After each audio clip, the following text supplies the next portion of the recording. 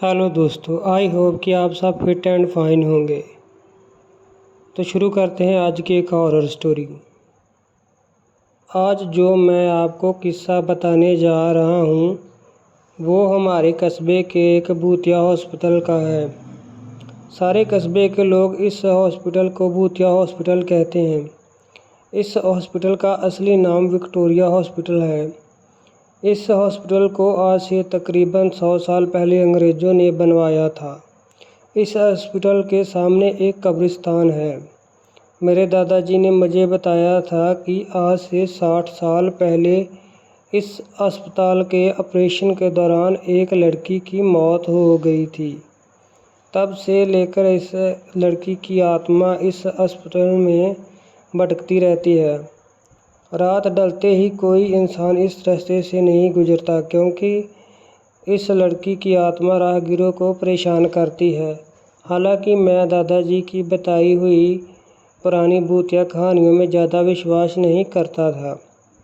एक रात मैं अपने दो दोस्तों अंकित और राजू के साथ रात को बाइक पर घूम रहा था। तभी मेरे एक दोस्त ने मुझसे विक्टोरिया हॉस्पिटल वाले रास्ते से चलने को कहा। हम में से कोई भी ज़्यादा भूतों प्रेतों पर विश्वास नहीं करते थे और हमने उस रास्ते पे जाने का पक्का किया। इस समय रात के 10 बज चुके थे। हम तीनों ने यह बात अपने परिवार वालों को नहीं बताने का वादा किया और उस रास्ते पर निकल पड़े।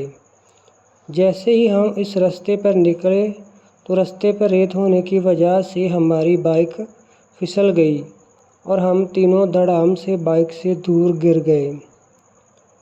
गनीमत थी कि हम लोगों को कई चोटें नहीं आई थी। बाइक चला रहे मेरे दोस्त अंकित ने बोला कि उसका बैलेंस तो बराबर था, लेकिन फिर भी बाइक कैसे फिसल गई उसे कोई पता नहीं चला। हालांकि वो थोड़ा डरा हुआ था। तो मेरे दूसरे मित्र राजू ने बाइक को चलाने को कहा। अब राजू बाइक चला रहा था।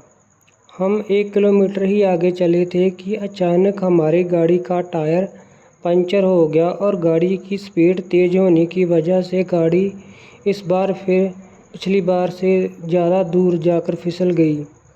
इस बार हमें कोहनी और घुटनों पर थोड़ी चोट लग गई। अंकित फिर से बोला कि इस जगह में ज़रूर कोई गड़बड़ है, हम लोग वापस उल्टे चलते हैं। लेकिन मैंने और राजू ने उसकी बात को नहीं माना और बाइक उठाकर पैदल ही चलना शुरू कर दिया। हम थोड़ी ही दूर चले थे कि अचानक किसी के लड़की के चीखने की आवाज़ सुनाई दी। यह सुनकर हम रुक गए और अंकित बोला, यार तुम लोगों को चीखने की आवाज़ सुनाई दी है क्या? हमने उसकी बातों को अनसुना किया कि कोई जानवर की आवाज़ होगी। 5 मिनट चलने के बाद फिर वही चीख फिर से सुनाई दी। इस बार तो हम दोनों को थोड़ा सा डर भी लगने लगा। हम तीनों ने वापस चलने के बारे में सोचा था, लेकिन हम रास्ते के बीच में आ गए और पीछे चलने से 3 किलोमीटर और आगे चलने 2 किलोमीटर और बाकी था। हम लोगों ने आगे जाने का सोचा। थोड़ा आगे चलते ही हमें बरगद के पेड़ के नीचे एक औरत दिखाई दी। इतनी रात को अकेली औरत को देखकर हमारे तो रोंगटे खड़े हो गए। हम लोगों ने पीछे मुड़ने का सोचा, तभी वो बूढ़ी औरत चिल्लाई, बेटा रुको, मुझे हाईवे तक का रास्ता बता दो। हमने पूछा कि इतनी रात को आप इस रास्ते पर कैसे निकल रही हो? तो उस बुढ़िया ने कहा कि मैं पड़ोस के गांव में रहने वाली हूँ और मेरे पास पैसे नहीं हैं, इसलिए मैं पैदल ही निकल पड़ी हूँ। हाईवे के उस पार मेरा गांव है। हमने उस बुढ़िया को बात पर विश्वास कर लिया और आगे निकल पड़े। रास्ते में वो बुढ़िया हमारे साथ बातें पूछने लगी। बुढ़िया ने हम तीनों को पीछे चल रही थी और हम तीनों दोस्त अपनी बातें कर रहे थे। तभी राजू बोला कि लो माँ जी, आपका रास्ता आ गया। और वो जैसे ही पीछे मुड़ा तो वहाँ कोई नहीं था। हम तीनों की सिट्टी पिट्टी गुल हो गई।